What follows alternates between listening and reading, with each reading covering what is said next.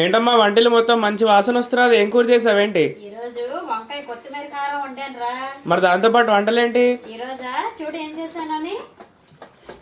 బచ్చల కూర పప్పు కమ్మగా నేతిపోపు పెట్టి, అలాగే కాయలు పడంగా చిన్నకాయలు నల్లకాయలతోటి చేశాను. చిన్నకాయలతోటి కాయలు పడంగా వంకాయ కొత్తిమీర కారం చేశాను. ఇది ఎంతమందికి ఇష్టమో కామెంట్ చేయండి. అలాగే బీరకాయ పచ్చడి చేశాను. ఆవాలు మినపప్పు పోపు పెట్టాను. ధనియాలు, ఇంగువ, ఎండుమిరపకాయలు శుభ్రంగా వేయించి, బీరకాయ ఏమో శుభ్రంగా కడిగేసి ముక్కలు కడిగేసి పచ్చిమిరపకాయలు, చింతపండు, ఉప్పు, పసుపు వేసి బాగా మగ్గించి వేయించేసానండి. పచ్చడి ఆడించేసి ఆవాలు మినపప్పు పోపేసాను కరకరలాడుతుందని. అలాగే వేడివేడిగా టమాటా చారు, రైస్ ఇంకా ఇప్పుడే పెట్టానండి, కుక్ అవుతుంది.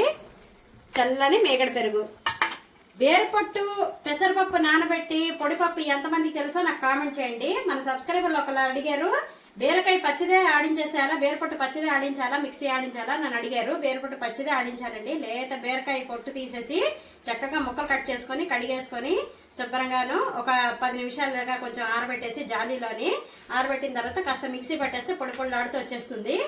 అలాగే పెసరపప్పు ఒక అర గ్లాసు నానబెట్టండి చాలు. పావు గ్లాస్ తోటి ఒక అర గ్లాసు నానబెట్టండి. మీరు ఇంట్లో వాళ్ళు పట్టించి మీరు నానబెట్టుకోవచ్చు. నానబెట్టేసి చక్కగా ఆవాలు, మినపప్పు, కొంచెం జీలకర్ర, ఇంగువ, ఎండుమిరపకాయలు, పచ్చిమిరపకాయలు ఇవన్నీ కూడా వేసేసి బీరపొట్టు అలాగే పెసరపప్పు వేసేయండి. వేసేసి ఉప్పు, పసుపు వేసి బాగా మగ్గించేసేయండి. పొడి పొడిలాడుతూ చక్క వస్తుంది. నీళ్లు పోయకండి. కాస్త పెసరపప్పు గట్టిగా అనిపిస్తేనే కొంచెం నీళ్లు పోయండి. ఇలా చిలకరించండి అంతే, చాలా ఎక్కువ అక్కర్లేదు. అలాగే మా వంట ఎలాగుందో కామెంట్ చేయండి. మీరందరూ ఏం చేస్తున్నారు, ఏం వంటలు చేస్తున్నారు? నాకైతే ఆరోగ్యం బాగానే ఉందండి. జలుబు అది తగ్గింది, నాకు బాగానే ఉంది. ఈరోజు ఈ వంట చేశాను.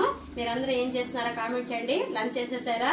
మరి ఈ వీడియో కనుక మీకు నచ్చినట్లయితే నా ఛానల్కి లైక్ చేయండి, షేర్ చేయండి, సబ్స్క్రైబ్ చేసుకోండి.